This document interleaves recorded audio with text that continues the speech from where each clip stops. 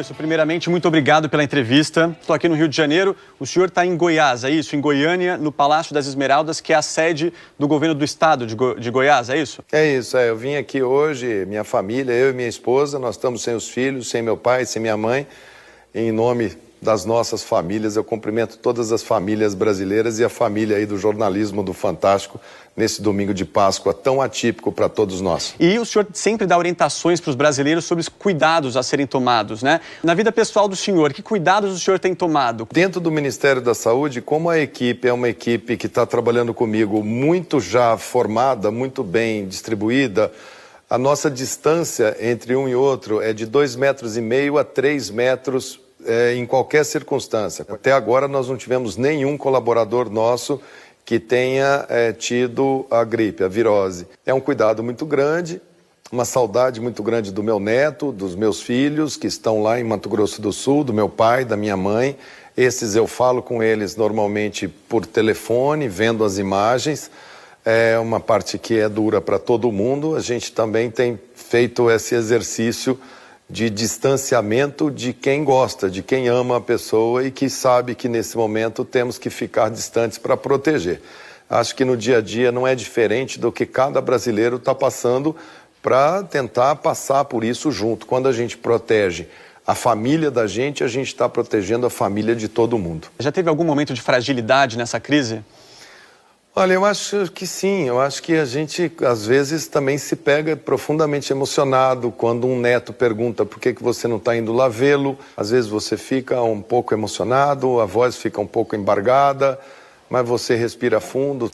Ministro, vamos aos números aqui. Neste feriado da Semana Santa, o Brasil ultrapassou a marca de 1.000 mortes por coronavírus. Qual que é a expectativa para essa próxima semana? Bom, primeiro nós sabemos que esses números estão subestimados. Dentro do que a gente pensava lá no início, em fevereiro, fazendo simulações com outros países, fazendo adequações para o nosso clima, mais ou menos a gente sabia que chegaria a primeira quinzena de abril aproximadamente com esses números. Sabemos também, desde o início que fizemos as projeções, que a segunda quinzena de abril seria a quinzena que aumentaríamos e que o mês de maio e junho seriam os meses de maior estresse para o nosso sistema de saúde. Nós estamos agora vivendo um pouco do que fizemos 2 semanas para trás. Se iniciarmos precocemente uma movimentação, nós vamos voltar a ter aquele mesmo padrão do início, onde você tinha dia após dia um aumento do surgimento de brotes epidêmicos. A gente imagina que o mês de maio e o mês de junho serão os 60 dias mais duros para as nossas cidades. A gente tem diferentes realidades. O Brasil a gente não pode comparar com um país pequeno, como é a Espanha, como é a Itália, como é a Grécia, como a Macedônia, até a Inglaterra. Nós somos o próprio continente. Sabemos que serão dias duros, seja conosco ou seja com qualquer outra pessoa. Achamos que nós teremos muitas, no mês de maio, mês de junho, e em algumas regiões, julho, nós teremos dias muito duros. E o que são dias muito duros? Dias duros, dias em que nós seremos taxados de, olha, vocês não fizeram o que vocês tinham que fazer, por isso o sistema está entrando em colapso, olha, vocês deveriam ter sido mais duros, vocês deveriam ter sido menos duros, porque a economia está assim, está assado. Sempre vão haver os engenheiros de obra pronta, como a gente sabe. Pessoas que depois que você trabalha, que você faz o possível e o impossível para enfrentar uma situação, que depois da situação passada fala assim, ah não, mas isso deveria ter sido feito assim ou assado. Nós teremos uma confrontação entre o que somos e para onde queremos ir constante nesses meses agora que temos pela frente. Serão aí 2 a 3 meses de muito questionamento das práticas de todos. E obviamente que o Ministério da Saúde vai ser o ministério mais questionado de por que isso, por que aquilo. Então essas semanas agora o comportamento da sociedade é o que dita.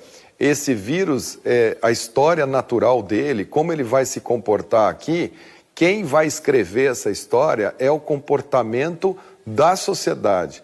Não é essa coisa da polícia, do decreto, é como cada um de nós brasileiros vamos ter a consciência do cuidado individual sendo o responsável pelo cuidado coletivo.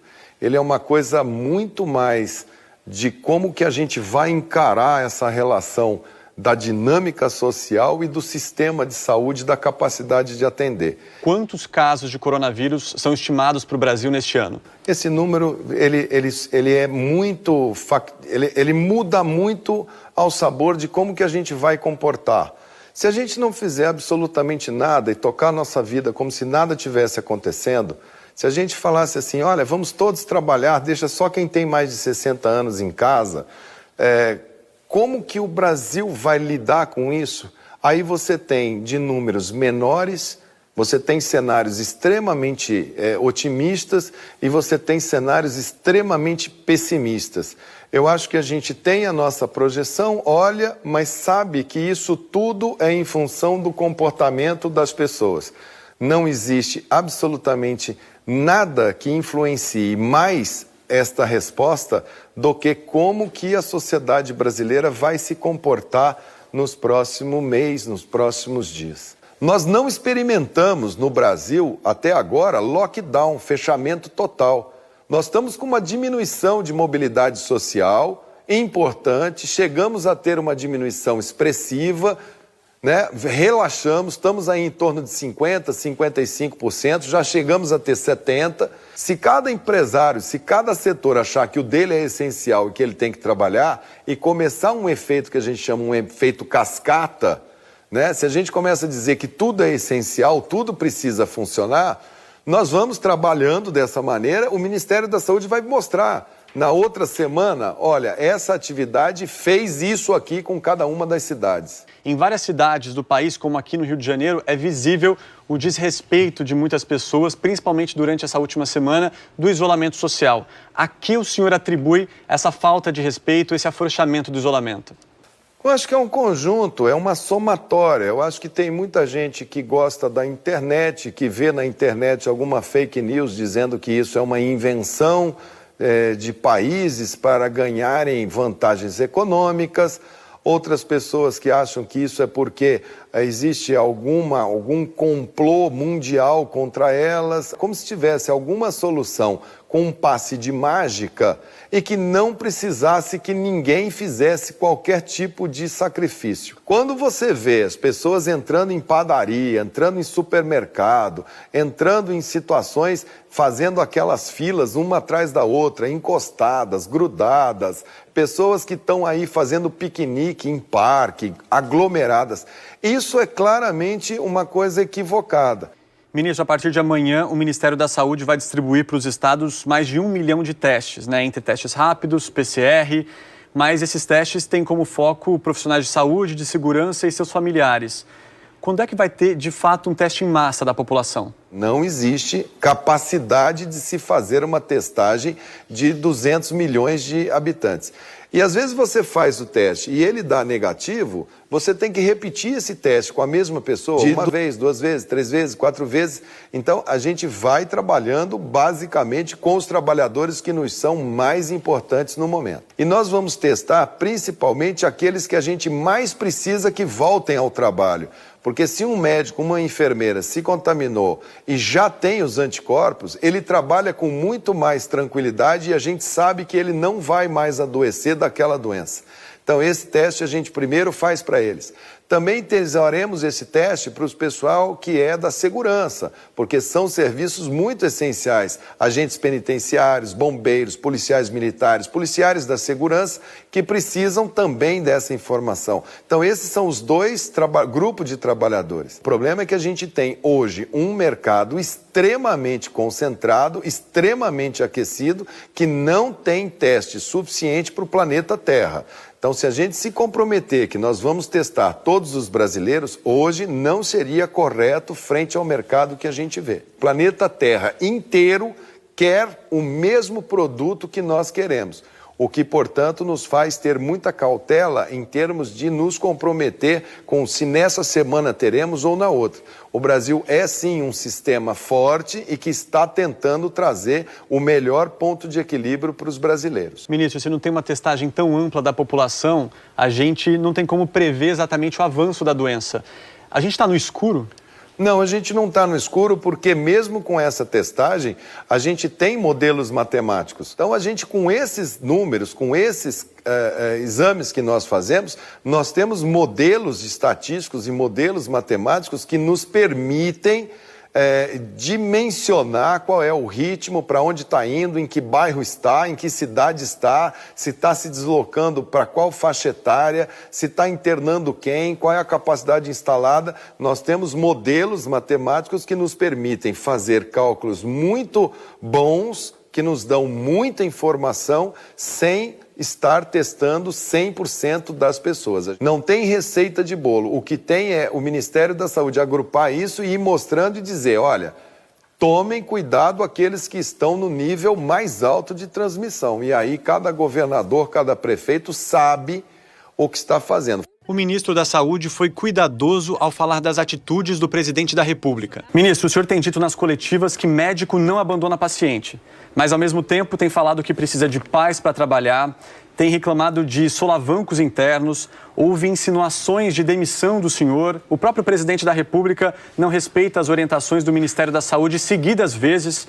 Ontem mesmo, o senhor e o presidente foram até Águas Lindas de Goiás, na região de Brasília, acompanhar a construção de um hospital de campanha. E na frente do senhor, o presidente fez questão de cumprimentar apoiadores, fazer aglomeração. Uma mulher chegou, inclusive, a beijar a mão do presidente. Essa relação do senhor com o presidente, de alguma forma, constrange o senhor? Olha, ela preocupa, porque a população olha e fala assim, mas vem cá, será que o ministro da Saúde é contra o presidente, né? E não há ninguém contra nem a favor de nada. É o que eu digo, o nosso inimigo, o nosso adversário, o nosso... Quem a gente tem que ter foco para falar, ó, é esse aqui que é o nosso problema, é o coronavírus. É ele que é o nosso principal adversário, nosso principal inimigo. Se eu estou ministro da Saúde, eu estou ministro da Saúde por obra de nomeação do presidente. O presidente olha muito também pelo lado da economia e chama muito atenção o lado da economia. O Ministério da Saúde entende a economia, entende a cultura, entende a educação, mas chama pelo lado de equilíbrio de proteção à vida. Eu espero que essa validação dos diferentes modelos de enfrentamento dessa situação possa ser comum e que a gente possa ter uma fala única, uma fala unificada, porque isso leva para o brasileiro uma dubiedade. Ele não sabe se ele escuta o ministro da Saúde, se ele escuta o presidente, quem é que ele escuta, né? E numa situação como essa, a quem ouvir? A gente pode ter uma disciplina e pedir muita disciplina para as pessoas. Por favor, disciplina significa faça você também o seu sacrifício para a gente bloquear o máximo possível. Eu não posso chegar e falar assim, essa pessoa está fazendo isso aqui, isso é certo, isso é errado. Eu estou dizendo qual é o caminho, vamos por aqui. Se vocês vão a um médico e o médico fala, olha, não coma doce porque você é diabético, tem pessoas que comam doce sistematicamente, mesmo sendo diabético. A gente pode dizer para ela, olha, você vai ter problema, seu rim vai parar, você pode ter déficit de visão, amputação de perna, e a pessoa continua comendo doce. Mesmo que a pessoa tenha todas essas complicações, a gente vai lá para tentar minimizar o problema da visão, do rim, da perna. A gente continua com esse doente para tentar ajudar ao máximo, encontrar um bom caminho para a gente superar isso que pode ser no Brasil uma coisa superável com menos ou com mais intensidade de estresse para a nossa sociedade. Infelizmente não vai ser num toque de mágica que a gente vai passar por isso. A gente tem que pautar por foco, disciplina, ciência e ficar muito firme nesse tripé, planejamento, para que a gente possa sair disso juntos.